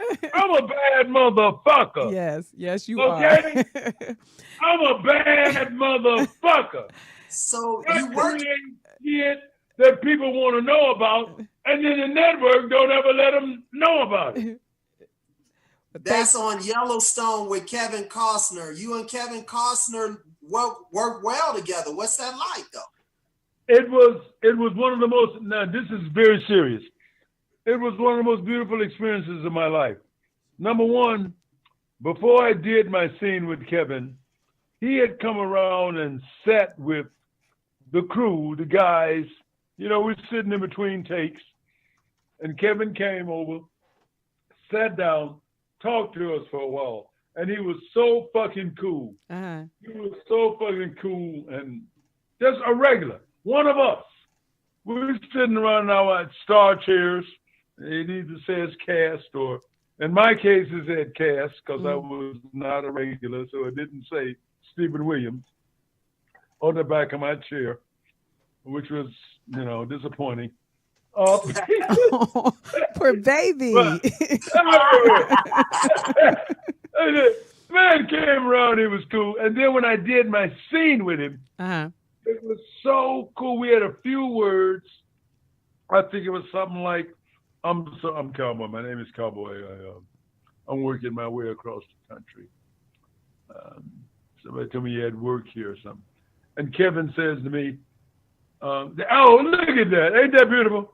Kevin says to me, you got to talk to that guy about it. And then he sends me over to Cole Hauser, I think. Or fuck, what's his name? God, I really want to plug these actors like they need plugging, but sometimes I forget names. But he sends me over to talk to somebody, and I talked to them. But it was such a beautiful, it's like I'm acting with Kevin Costner. Yes. I'm acting with an A-lister. And wait a minute, and listen to me when I say this. It wasn't about I'm acting with Kevin Costner because I'm acting with somebody that's special. The media made him special. Right. Say that. So I'm acting with a motherfucker that the media made special. Maybe they will make me special. Nobody is no less or no more than I am. Yes. If the media wants to make it something, that's on them. But if I'm doing my work with a fellow actor, it's just our fucking work. That's right. Yeah. Say that. You take that shit and do what the fuck you want with it. But I know the two of us were doing what we do. That's right. You said that with a lot of passion. What, you got real passionate on that, I felt it, Evan. I felt that. That came from his soul. You know I Deep felt down. that. That's Deep why down. you said what you said. You know I felt it. Because that's all it's about. Ain't nobody better than nobody. Ain't nobody better or less than nobody. Teach. Ever. Teach. In this motherfucker. That's right. And it comes, you know, one of the greatest actors on the planet who is not a superstar, Gary Oldman. Gary Oldman, in my opinion, is one of the best actors on the planet. Fuck a Denzel. Fuck a goddamn Samuel. Fuck a goddamn Brad or Tom or fucking anybody. Oh, wow. Oh, wow. You're Gary tapping into 2020 Oldman vision, is a baby. bad motherfucker. Oh, wow. Oh, wow. And Jeffrey Wright is a bad motherfucker. Jeffrey Wright was one of my and I've never even seen Basquiat. I'm waiting to see. I don't even know if I'm pronouncing it right, but they say that nigga did some shit in Basquiat. The French, whoever the fuck artist, that was insane. They say that nigga turned it out, and for me, he turned it the fuck out in Shaft. Okay. In Shaft, that motherfucker did a job that I'm impressed with. Yes, he did. So and he's not a superstar. Neither is Gary. That the public, what the public accepts, and what the public allows themselves to be influenced by. We have a magazine, People Magazine. Every year they say the sexiest man on the planet. They've had all kinds of motherfuckers on that cover who are not sexy men.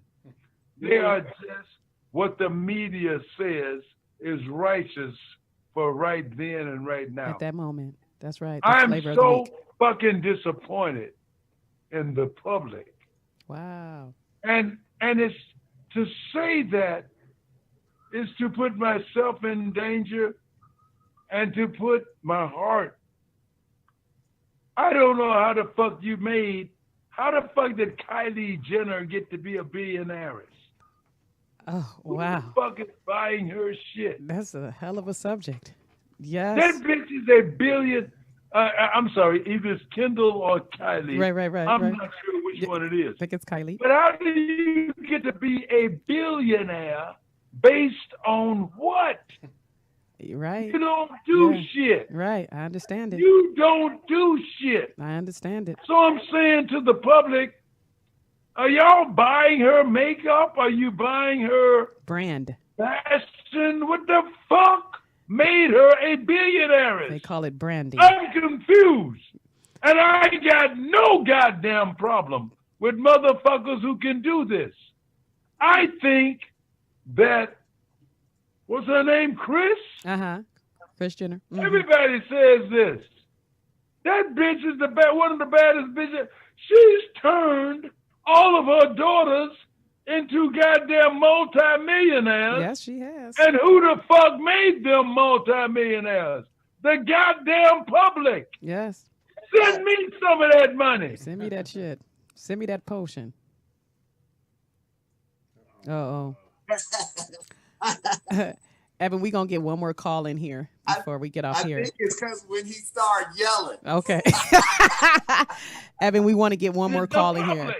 So, motherfuckers, don't you realize that these motherfuckers ain't did shit? Steven, we got one more call. We got a call. Spending them your fucking dollars. Spending your fucking dollars on they bullshit product. Steven, we got a caller. We going up in here. They did a motherfucking thing. Steven. They did shit. Steven. Your dumb asses have sent your good hard-earned dollars to them to make them rich. What the fuck is wrong with y'all? Steven. Listen, we got another caller on the line that wants to talk to you. We have a question for you, Steven. Are you okay, first of all?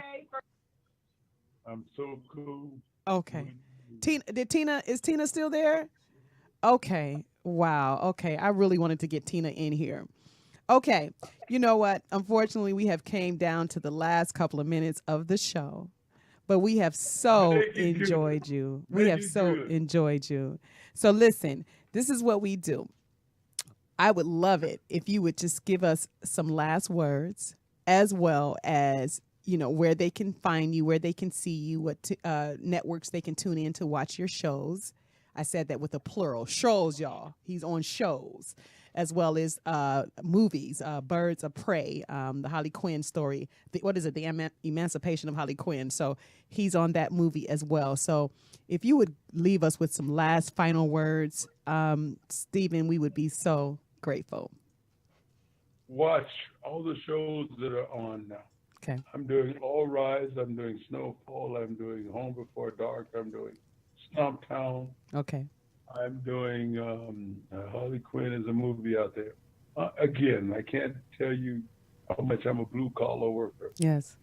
And stop putting your dollars into the one power we have. Let me say this: the one power we have is the power of selective spending. Yes. If we don't spend our dollars on bullshit, we don't get bullshit. Yes. We got a bullshit motherfucking president. We got a bullshit whole bunch of shit. Stop spending your dollars on bullshit shit. Why the fuck would you sit around and watch? And I go way back. I go back to something like stupid, like Paris Hilton. Okay. Why the fuck would you watch a billionaire do anything, right, which is what pays them? Right. You're watching and supporting them is what pays them. Why the fuck would you watch them and pay them when you can't even pay your own rent? Right, right. What would make them richer while you are starving? Yeah. I don't blame nobody that's doing what they're doing. Yeah. The Kardashians, the housewives of, these bitches don't raise no kids. They don't watch no kids. They don't watching that shit. Stop watching that bullshit. Yeah. Get your shit together. Why are you making other motherfuckers rich while you can't feed your fucking children? Yeah. What the fuck is wrong with you, public? What the fuck is wrong with you? But you understand the selective spending of your dollars is the one power we have? Martin Luther King said that. We called that boycotting. We called it a whole bunch of other shit. But the selective spending of your dollars is where the fuck the world is. And remember that money don't exist. Money does not exist. It is a score-keeping goddamn thing. Oh, wow. Say that. Backed up by what? You can't eat gold. You can't eat silver. Come on. You can't eat this shit. Yes. The only thing that's motherfucking valuable is water and land. Yes. Water and land. Come on. You can't grow no food on it. If you can't drink it, fuck it. Hanging shit around your necks. Right. And hanging shit around cars and shit. This shit is stupid.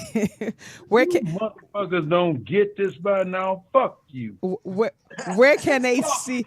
Where can they see your? Don't get it? Fuck you. Oh, That's how the sound go out. Where can they see your show? Where can they see? What? Tune in to network television. That's what I do. What you do? I'm trying to make a living. How the fuck? Do you not understand I'm a blue collar motherfucker? Where can they see ambition? Where can they see ambition? Profession. I found a goddamn profession I can do to make a goddamn living.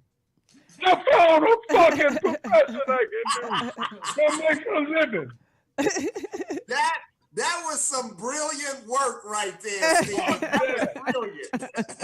But if y'all want to catch him on Snowfall, catch him on that. Yes. You can see me 24/7 on television somewhere. Yes, that's right. Say that. What I do is act. Now flex on that. What I do is act. Amen on and that. Understand that this is all an act. Flex on that. Understand that this is all an act.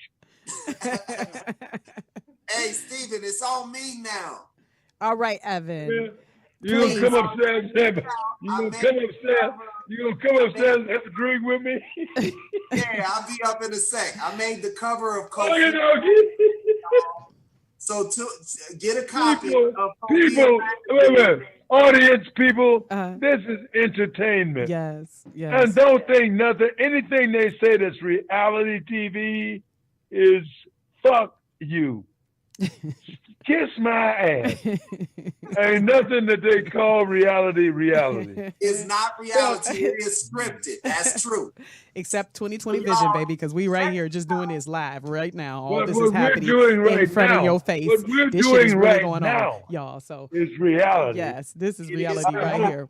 What I've done this evening, these 2 hours, yes, from 6 to 8, whatever it is, the exchange I've had between Ameerah and Evan yes, has been reality. Yes. This is reality. This is telling the truth. That's we right. had no fucking... When you watch... Think about it, people. When you watch Survivor, they're talking about surviving in the middle of the jungle. They're supposed to be surviving. But there's a full goddamn camera crew there and goddamn craft service. So, really, how fucking much can they be surviving? Okay. There's a camera and food there They on are Survivor. filming them. They are filming them. So there's craft service somewhere. Yes, there's food. Oh my God.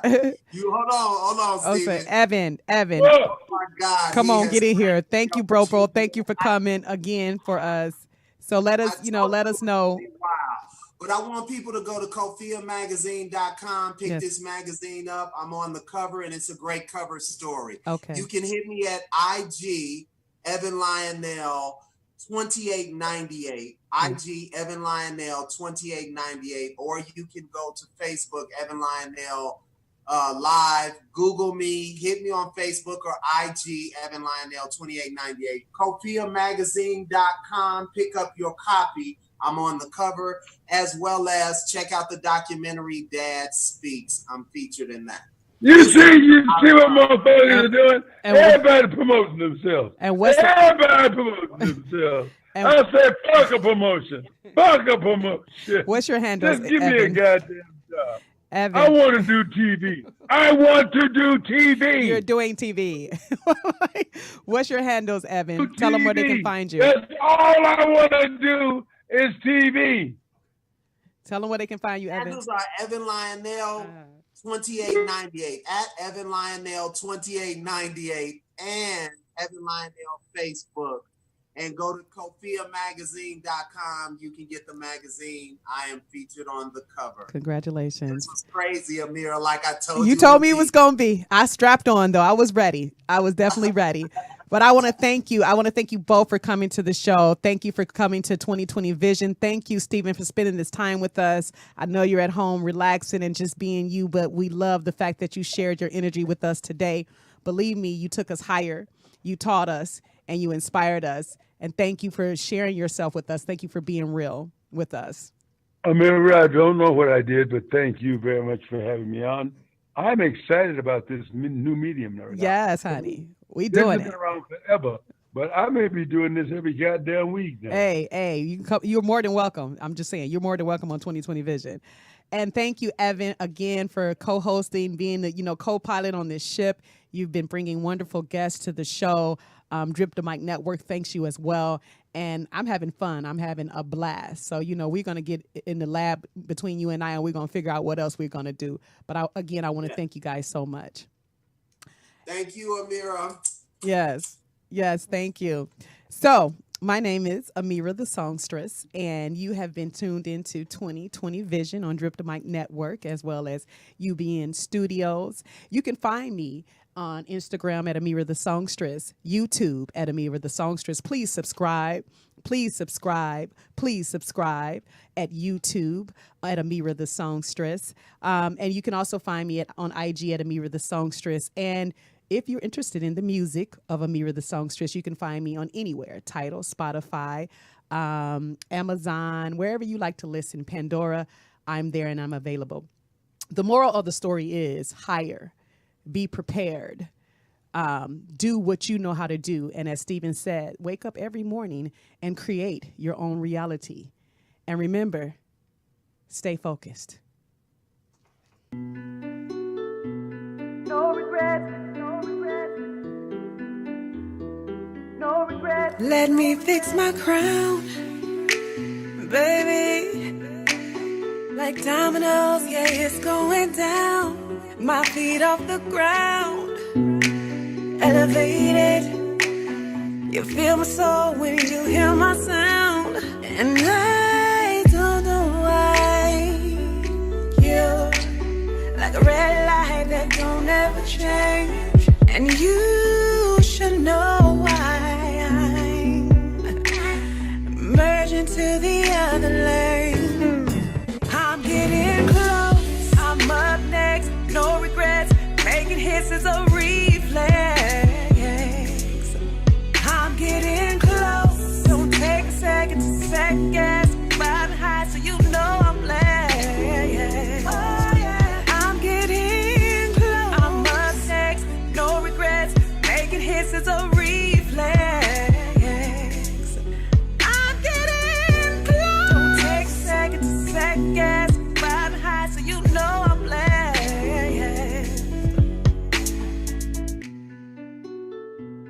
No regrets, no regrets, no regrets. Ooh, I'm so tapped in, baby. Yeah, I'm turned on and tuned into that frequency. Bring love and light and healing in my energy. Hear a major difference in these minor melodies. And I don't know why you're familiar faces in strange places. They don't ever change. You should know why I'm merging to the other lane. I'm getting close, I'm up next, no regrets. Making hits is a reflex. Oh yeah, I'm getting close, don't take a second to second guess. Riding high so you know I'm blessed. Oh yeah, I'm getting close, I'm up next, no regrets. Making hits is a reflex. I'm getting close, don't take a second to second guess. Riding high so you know I'm blessed. I came with the keys to the industry. I came with the keys to the industry. I came with the keys to the industry. Oh yeah, I'm built for this. Came with the keys to the industry. I came with the keys to the industry. I came with the keys to the industry. Oh yeah, I'm getting close, I'm up next, no regrets. Making hits is a reflex. I'm getting close, don't take a second to second guess.